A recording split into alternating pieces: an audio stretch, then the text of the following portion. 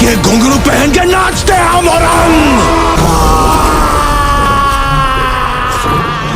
विश्व प्रसिद्ध डॉक्टर मशहूर गुलाटी यानी कि सुनील ग्रोवर तो आपको बखूबी याद ही होंगे।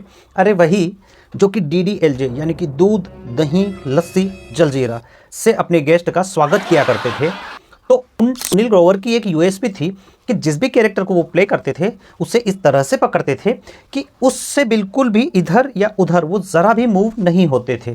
जैसे कि कपिल देव, वीरेंद्र सहवाग, उदित नारायण या फिर अमिताभ बच्चन, जो भी कैरेक्टर उन्होंने प्ले किया है उसमें एकदम रच बस गए हैं। बॉलीवुड में जब आप यही कौशल ढूंढने को निकलेंगे तो एक ही नाम लिस्ट में सबसे ऊपर होगा और वो नाम है विक्की कौशल का। विक्की कौशल भी एक ऐसे ही अभिनेता है जो किसी की भी कैरेक्टर को अगर प्ले करते हैं तो फिर उनका सब्स्टिट्यूट ढूंढ पाना मुश्किल ही नहीं नामुमकिन हो जाता है। फिर चाहे मानिक शॉ का कैरेक्टर हो, सरदार उधम सिंह का हो या अब संभाजी का, जो भी कैरेक्टर उन्होंने प्ले किया है उसे एकदम अमर कर दिया है। तो हम बात करने वाले हैं मूवी छावा की और इसके लिए हम इसके 3 पॉजिटिव और 3 नेगेटिव पॉइंट्स को देखेंगे। और मेरा दावा है कि तीसरा पॉजिटिव पॉइंट और दूसरा और तीसरा नेगेटिव पॉइंट, इनको देखने के बाद आप मुझसे सहमत हुए बिना नहीं रह पाएंगे। बस पूरा वीडियो ज़रूर देखिएगा। तो बात करते हैं पॉजिटिव पॉइंट्स की। जो पहला पॉजिटिव पॉइंट है वो है विक्की कौशल की शानदार एक्टिंग। विक्की कौशल की एक्टिंग देखकर आप यही कहेंगे, what a convincing performance. Vicky के अलावा आशुतोष राणा एवं विनीत श्रीनेत ने भी शानदार अभिनय किया है। बात अगर अक्षय खन्ना की एक्टिंग की करें तो औरंगजेब के रूप में उनकी कास्टिंग बहुत शानदार डिसीजन था। लेकिन आगे मैं आपसे एक ऐसा नेगेटिव पॉइंट डिस्कस करूंगा जिससे सुनकर आप भी ये समझ पाएंगे कि आखिर वो कौन सी बात है जो कि अक्षय खन्ना पर भारी पड़ गई। मूवी का दूसरा पॉजिटिव पॉइंट है कि मूवी देखकर आप जान पाएंगे कि किस तरह से मराठाओं ने शौर्य और वीरता के दम पर मुगल सत्ता से लोहा लिया और किस तरह से इस देश की आबो हवा में स्वराज की गंध को महका दिया।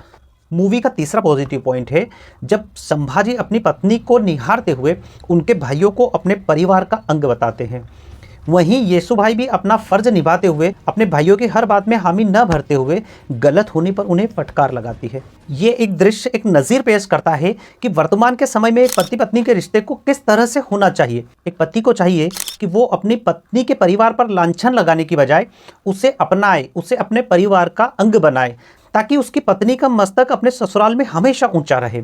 जबकि एक पत्नी को चाहिए कि वो अपने मायके को ससुराल से पहले न रखकर अपने ससुराल को ही मायके का स्थान दे। तो अब बात करते हैं मूवी के नेगेटिव पॉइंट्स की। मूवी का पहला नेगेटिव पॉइंट है इसकी स्टोरी टेलिंग। हालांकि मूवी बहुत अच्छी है लेकिन निर्देशक इसे उतनी अच्छे से प्रस्तुत नहीं कर पाए हैं। निर्देशक अगर चाहते तो इस कहानी को थोड़ा सा और इंटेंस बना सकते थे। जैसे कि जो मराठाओं का इतिहास है वो बहुत जल्दी में दिखा दिया गया है, जबकि ज़रूरत थी कि उनके इतिहास को बहुत अच्छे से एक्सप्लेन किया जाए। जैसे शिवाजी महाराज के बस नाम का इस्तेमाल किया गया है, जबकि उनके चरित्र को भी थोड़ा सा दिखाया जा सकता था कि कैसे उन्होंने मराठा साम्राज्य की नींव को मजबूत किया। मूवी का दूसरा नेगेटिव पॉइंट है औरंगजेब की नीरसता। किताबें कहती है कि औरंगजेब बहुत ही जालिम किस्म का व्यक्ति था, लेकिन ये मूवी बताती है कि औरंगजेब एक निहायत ही आराम परस्त व्यक्ति था। क्योंकि मूवी में कई दफ़े दिखाया गया है कि औरंगजेब लेटे लेटे अंगूर खा रहा है। इससे औरंगजेब के ऐशो आराम तो समझ में आता है लेकिन उसकी खूंखारी नहीं।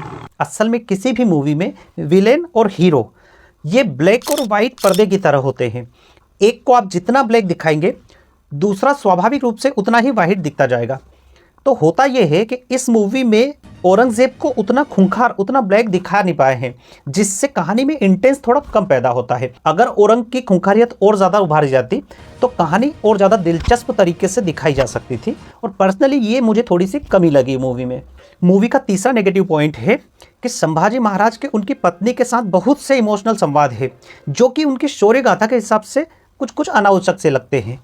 पति जब महासंग्राम में युद्धरत हो, वीर गति को पाने की दहलीज पर खड़ा हो और ऐसे वीरता भरे माहौल में बार बार ये दिखाना कि उनकी पत्नी उनके बारे में क्या सोचती है, मुझे लगता है कि निर्देशक की ये थोड़ी सी कमी है और निर्देशक चाहते तो इसको बहुत अच्छे तरीके से हैंडल कर सकते थे। तो कुल मिलाकर कुछ कमियों के बावजूद फिल्म बहुत अच्छी है और इसे ज़रूर देखा जाना चाहिए। विशेष तौर पर संभाजी महाराज की वीरता को जानने के लिए इसे अवश्य ही देखा जाना चाहिए। मैं इस फिल्म को दूंगा 5 में से 3.5 स्टार।